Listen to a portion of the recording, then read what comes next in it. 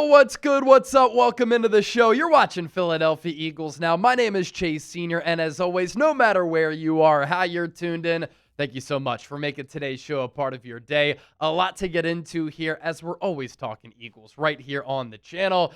The Eagles and the Browns just got off the practice field at the NovaCare Complex in South Philadelphia, so we have a joint practice reaction, and then we're going to go through the Eagles news that you need to know today.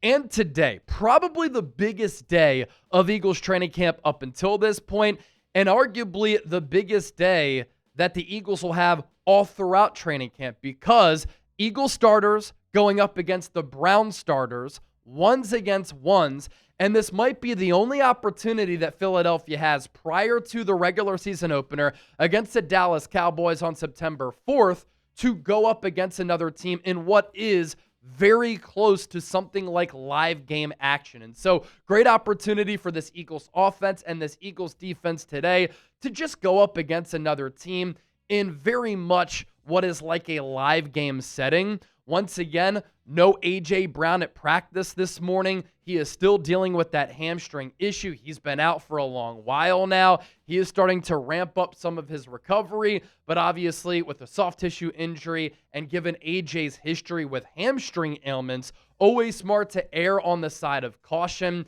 because he's one of the top wide receivers in the game. And when he's been on the field, he has helped to completely transform this Eagles offense since that draft night trade in 2022. Elsewhere on the injury report, these players did not practice this morning outside of A.J. Brown.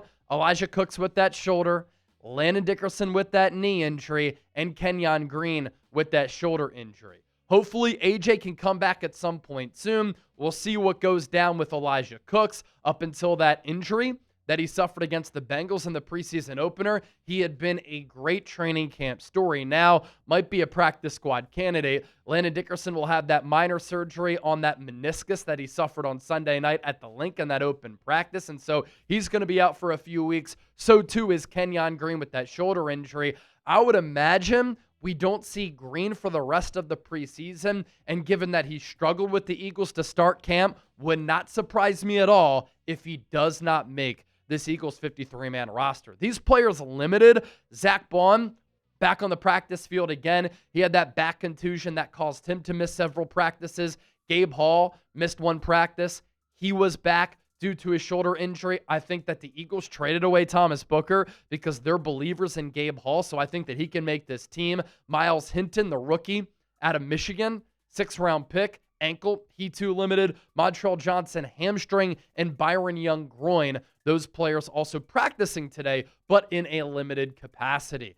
Gilly The Kid was on the field at the NovaCare Complex this morning alongside Big Dom, and Gilly has turned into a viral Eagles fan whose videos after Eagles victories last year went viral. He's just hilarious. The Barstool podcast is a really good listen, and obviously back a few years ago, several years ago, probably at this point, a pretty well-known rapper in the city of Philadelphia. And then he went viral again the other day because he was in this beef with Cam Newton. Obviously, Cam didn't list Jaylen Herds as a top 10 quarterback, and Gilly The Kid took exception with that. And he went after Cam on a couple of occasions. Then Johnny Manziel tweeted at Gilly The Kid, calling him a clown. And so Gilly then put out a video on his social media pages with some white powder on his face, making fun of Johnny Manziel and his substance abuse issues. And he's like, "Come on, Johnny. Don't mess with me, Johnny." Go check that video out. Gilly The Kid always putting on for the EAGLES Eagles. Of course, a big storyline in this joint practice session today. And of course, the Eagles will have that joint practice again tomorrow on Thursday, August 14th against Cleveland, is the development of Shedeur Sanders. Fell all the way to the 5th round. I was shocked that he continued to fall in the NFL draft because what he did at Colorado was very impressive. Good on money downs, good in the red zone, really accurate quarterback, most accurate quarterback in college football last year. Helped to turn around that Colorado program under his father in Deion Sanders. I think that Shedeur, and we saw this in the preseason opener against Carolina, throws with such great timing, accuracy, and anticipation. He's not a traditional mobile dual threat quarterback, but he does have some playmaking to his game. And so he was practicing and warming up to probably take on the second string, third string Eagles defense. Then he suffered an oblique injury, did not practice, and we'll see if he plays in that Saturday preseason game. We'll have more on that coming up here in just a moment. Merrill Reese, the legendary Eagles play-by-play announcer, made it a point to go up to Darius Cooper, the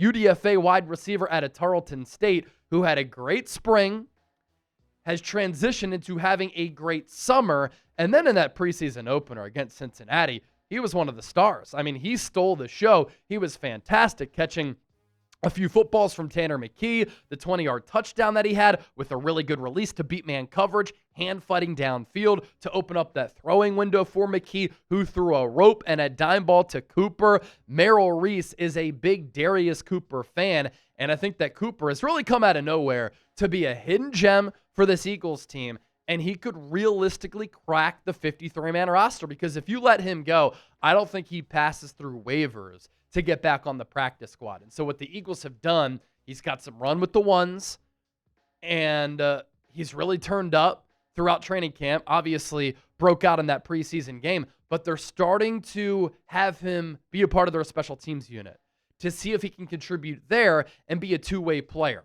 Help on offense, help on special teams, and also keep in mind, as we look ahead to next offseason, Jahan Dotson is going to be a free agent. And so Philadelphia might be trying to develop a Darius Cooper, a Johnny Wilson, and a Nia Smith to maybe be that wide receiver 3 alongside A.J. Brown and Devontae Smith. And for Merrill Reese, he's been on the mic calling Eagles games on WIP for decades and decades. He's in! Touchdown! Can't wait for the season to get underway to hear some more great Merrill Reese calls. Of course, the Eagles this offseason did not pull the trigger on a Myles Garrett trade.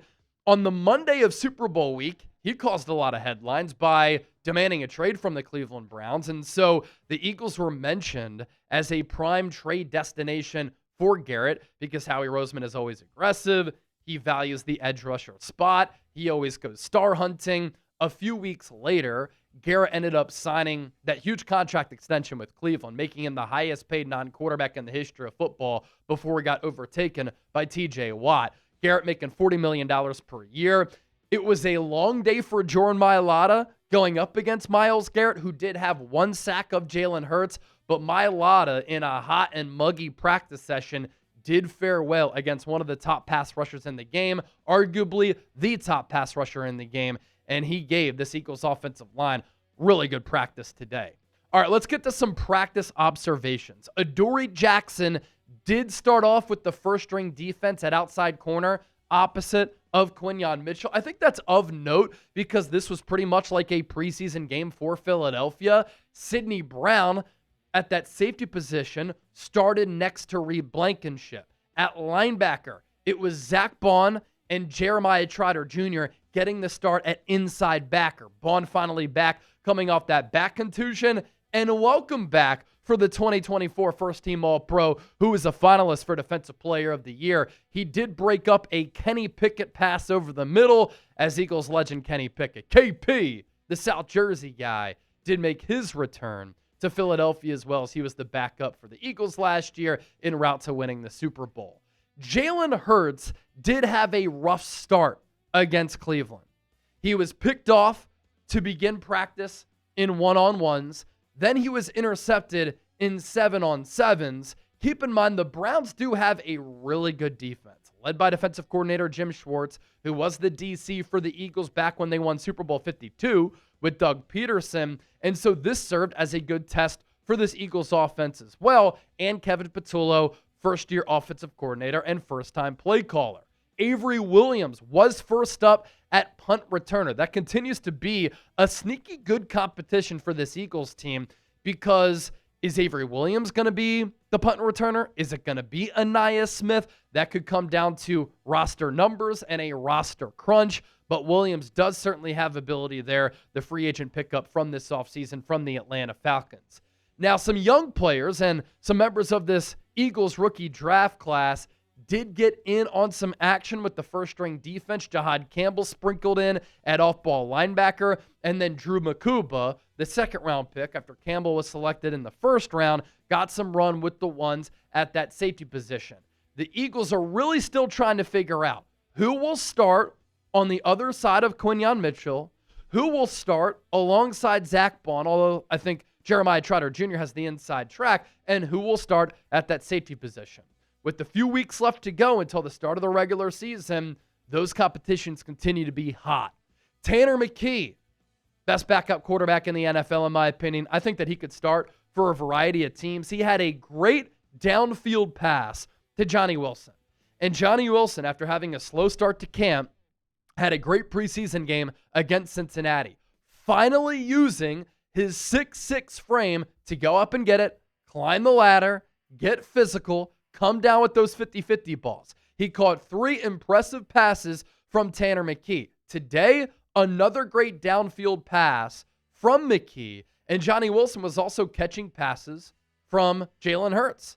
Wilson was getting some run with the ones because A.J. Brown was out. This is a great sign as the Eagles really look to develop the future wide receiver 3, whether it be Wilson, Smith, because as I mentioned, the aforementioned Jahan Dotson going to be a free agent. Johnny Wilson did have a leaping grab on that pass from Jaylen Herds, and it's great to see him using that 6'6" frame to pull down passes. And what McKee does so well, he doesn't shy away from throwing those 50-50s because he always likes to give his receiver a shot. And I think that Jalen Hurts can do a little bit of a better job with that, but sometimes he doesn't trust an inexperienced player like Wilson. He's also not getting as many reps with Wilson like Tanner McKee is. All right, we're just getting started here on the show. Continue to hit that thumbs up icon, like the video. About 400 people watching live for our live show, 84 likes. Continue to hit that thumbs up icon. I certainly appreciate that. I also want to tell you about this phenomenal deal, thanks to our friends at Fanatics. This Eagles New Orleans Super Bowl shirt was $40.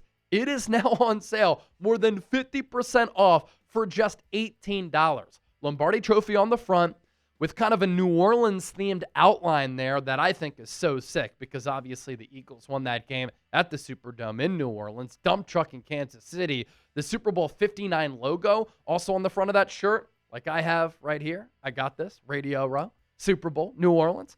Thanks to everybody who tuned into our coverage there.